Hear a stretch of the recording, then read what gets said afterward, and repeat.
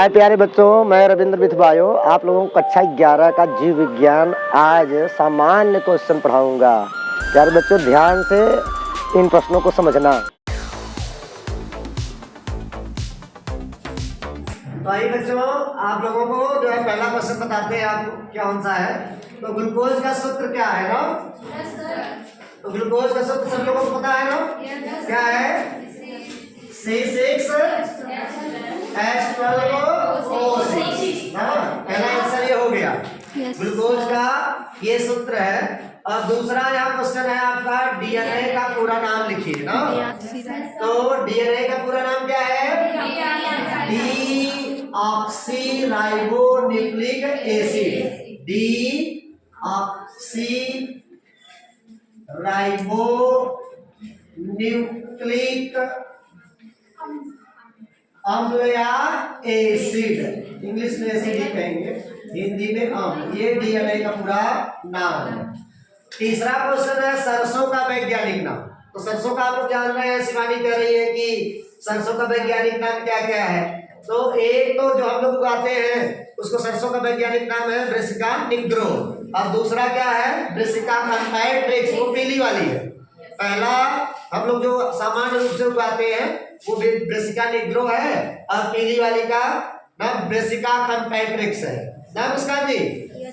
तो अब अगला क्वेश्चन जो है, सलाद के रूप में खाए जाने वाले शैवाल का नाम।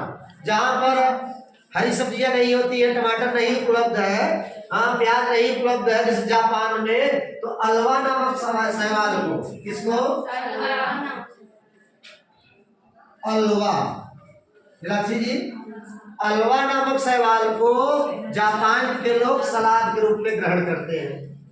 अब आता है प्रश्न पांचवा, वर्ग सरीसृप, क्लास रेप्टाइल्स के किसी एक एनिमल का नाम बताना है। वर्ग सरीसृप के एक जंतु का नाम लिखिए। तो कौन सा सबसे अच्छा नाम आपको मिलेगा?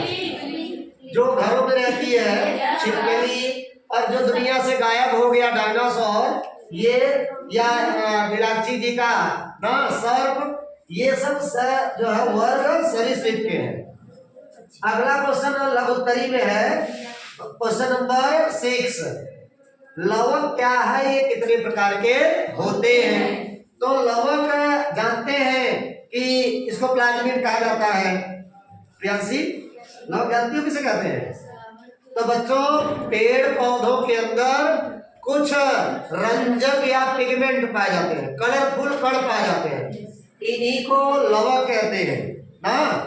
लवक की खोज हेकल ने किया था और इसे लवक नाम सिंपर ने दिया।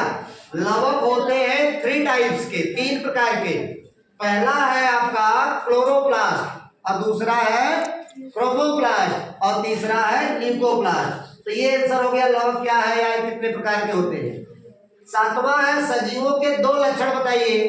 तो सबसे इंपॉर्टेंट लक्षण है फर्स्ट, आज जान लीजिए, ये लक्षण कहीं से मैच नहीं करेगा। इससे आप जान लेंगे कि रियल में यही है सजीव।